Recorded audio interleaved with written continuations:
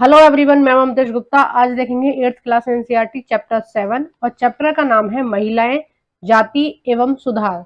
और इसका हमने थ्योरी वाला पोर्शन पहले कंप्लीट कर लिया है। अगर आपने नहीं देखा है तो आप मेरे चैनल पर जाकर देख सकते हैं। आइए क्वेश्चन आंसर शुरू करते हैं। क्वेश्चन नंबर 1, ब्रह्म समाज की स्थापना किसने की थी? ए राजा राम मोहन राय, बी ईश्वर चंद्र विद्यासागर, सी स्वामी दयानंद सरस्वती, डी स्वामी विवेकानंद। तो इसका जो सही आंसर है वो हो जाएगा ए राजा राम मोहन राय। नेक्स्ट देखते हैं क्वेश्चन नंबर 2, विधवा विवाह कानून कब पारित किया गया? ए 1858, बी 1856, सी 1927, डी 1829। तो इसका जो सही आंसर हो जाएगा वो हो जाएगा बी 1856। नेक्स्ट देखते हैं क्वेश्चन नंबर 3, राजा राम मोहन राय ने समाज की किन समस्याओं में सुधार किए? ए जाति अनुमूलन, बी स्त्री शिक्षा, सी विधवा विवाह, डी ये सभी। तो इसका सही आंसर हो जाएगा डी ये सभी। कि जो राजा राम मोहन राय जी थे, पहली बात तो आप ये जानिए कि ये बहुत सारी भाषाओं के ज्ञाता थे। इनको भारत की और विदेश की भी कई सारी भाषाएं आती थी और इन्होंने हमारे समाज के लिए काफ़ी ज़्यादा योगदान दिया। उस समय जब समाज में इतनी सारी कुरीतियाँ चल रही थी, उस समय इन्होंने स्त्री शिक्षा के लिए बहुत ज़्यादा बढ़ावा दिया। इन्होंने बताया कि हमारी परंपरा रही है, हिंदुओं की परंपरा रही है कि महिलाओं को बराबर सम्मान मिलना चाहिए समाज में। यानी कि इन्होंने जो वैदिक काल के ग्रंथ थे उनका हवाला देकर बताया कि पहले जो महिलाएं थीं वो वैदिक काल में पढ़ाई पढ़ती थीं और वो लिखती भी थीं, ग्रंथ भी लिखती थीं।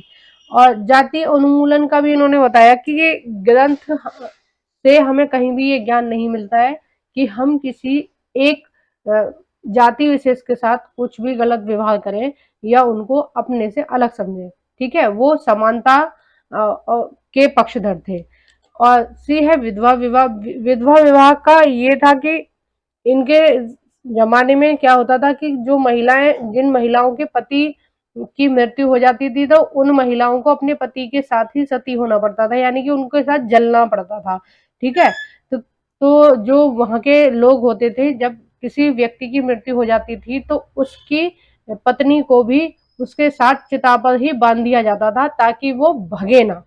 ठीक है, वहां से उठ के जब आग जलेगी तो वो उठ के भाग जाएगी ना, तो उठ के भाग सकती है, इसलिए वो उसको चिता पर बांध देते थे। तो इस चीज की इन्होंने काफी निंदा की थी और बाद में इन्होंने एक कानून बनवाने में सहयोग किया था कि जो विधवा हैं उनको एक बार दोबारा शादी करने का मौका मिलना चाहिए। ठीक है, विधवा पुनर्विवाह, देखिए ऊपर भी है ना, विधवा पुनर्विवाह कब पारित किया गया? तो 1856 में। नेक्स्ट देखते हैं क्वेश्चन नंबर 4, जॉन एलन नामक कुली जहाज के द्वारा भारतीय मजदूरों को कहां ले जाया जाता था? ए असम, बी त्रिनिदाद, सी मॉरिशस, डी इंडोनेशिया। तो इसका जो सही आंसर है वो हो जाएगा सी। देखिए, जो भारतीय मजदूर थे उनको इन सारी जगह पर ले जाया जाता था, लेकिन जो जॉन एलन नाम का जहाज था वो केवल मॉरिशस ले जाता था। नेक्स्ट देखते हैं क्वेश्चन नंबर 5, निम्नलिखित में से किसने विधवा विवाह को समर्थन किया?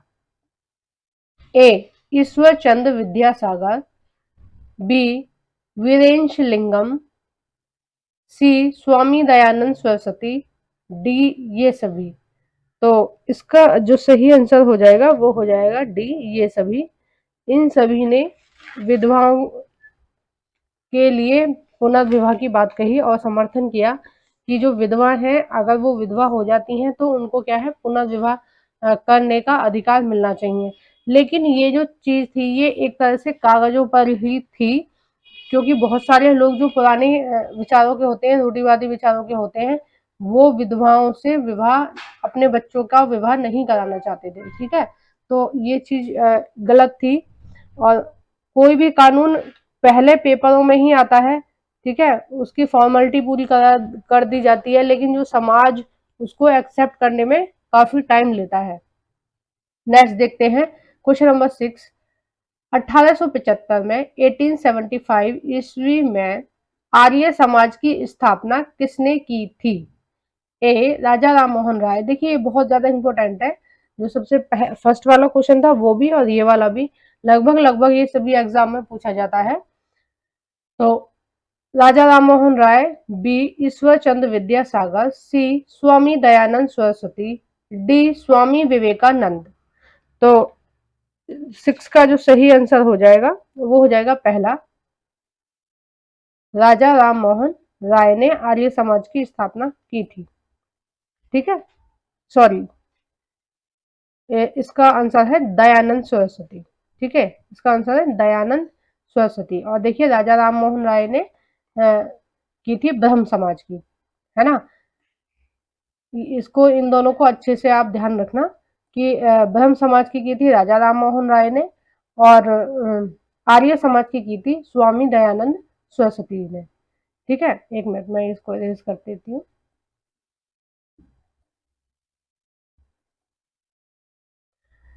आइए नेक्स्ट देखते हैं क्वेश्चन नंबर 7। किन महापुरुषों ने बालिका विद्यालय खोले? अब देखिए जब स्त्री शिक्षा की बात चल रही थी तो फिर बहुत सारे लोग आगे बढ़े और उन्होंने ये बात रखी कि अब जो बच्चियां हैं, जो छोटी छोटी बालिकाएं हैं, उनके लिए क्या है, स्कूल खोले जाने चाहिए। तो स्कूल खोलने की पहल की। अब देखिए उनमें कौन कौन से महापुरुष थे। ए विद्यासागर, बी ज्योतिराव फूले, सी आर्य समाज के लोगों ने, डी ये सभी। तो देखिए इन सभी ने पहल की थी कि जो बालिकाएं हैं, जो लड़कियां हैं, उनके लिए विद्यालय खोले। लेकिन विद्यालय खोल दिए गए थे, उसके बाद भी जो लोग थे, जो समाज के लोग थे, वो अपनी लड़कियों को पढ़ने लिखने नहीं देने जाना चाहते थे, क्योंकि कुछ को ऐसा लगता था, मैंने आपको थ्योरी वाले पोर्शन में भी बताया था कि कुछ को ऐसा लगता था कि अगर लड़कियां पढ़ेंगी, महिलाएं पढ़ेंगी, तो क्या है वो खुले विचार की हो जाएंगी और ये जो घर गृहस्थी की चीजों से क्या है, ये बाहर निकल जाएंगी, ये घर को संभालना ये सब नहीं करेंगी, तो उससे क्या है, प्रॉब्लम हो जाएगी। और कुछ लोगों का मानना ये था कि अगर महिलाएं बाहर जाएंगी तो उनके विचार बहुत ज्यादा खुले हो जाएंगे।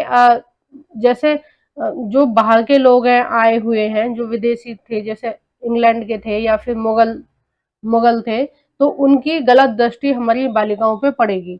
तो ये दो कारण थे जिसकी वजह से लड़कियों को पढ़ने के लिए लोग रोकते थे।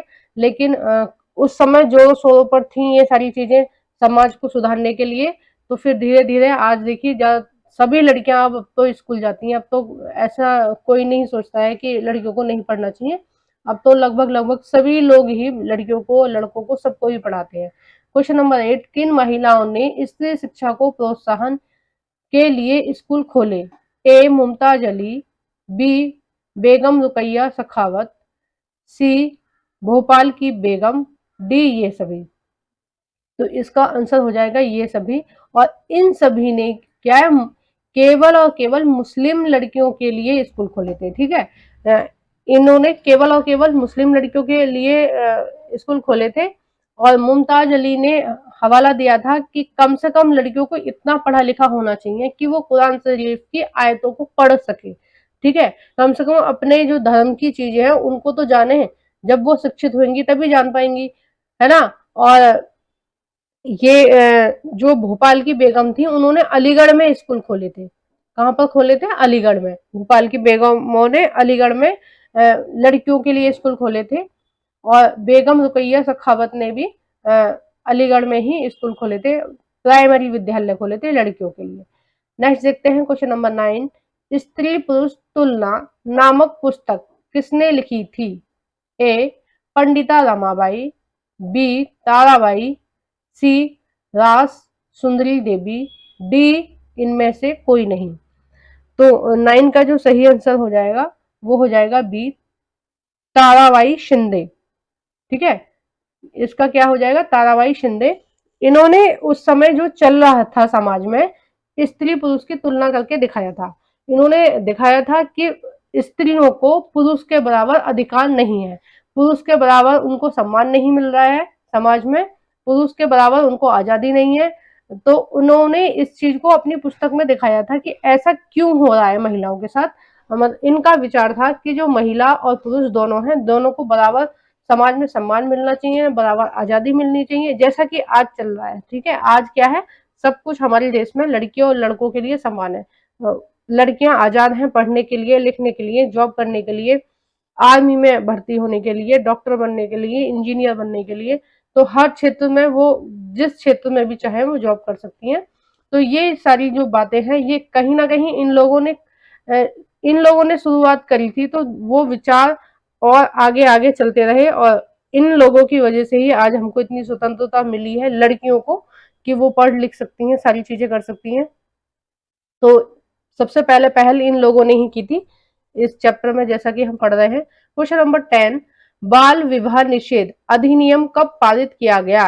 ए 1929, 1929, बी 1856, सी 1829, डी 1827। तो इसका जो सही आंसर हो जाएगा वो हो जाएगा ए 1929। तो आपको मेरी वीडियो कैसी लगी प्लीज आप कमेंट बॉक्स में बताइए। आप मेरी वीडियो को जरूर से लाइक करना। जो फ्रेंड आपके फ्री में एनसीईआरटी पढ़ना चाहते हैं, प्लीज आप उनको मेरी वीडियो शेयर करना। और अगर आप चैनल पर नए हैं तो प्लीज चैनल को सब्सक्राइब करना। Thank you for watching everyone.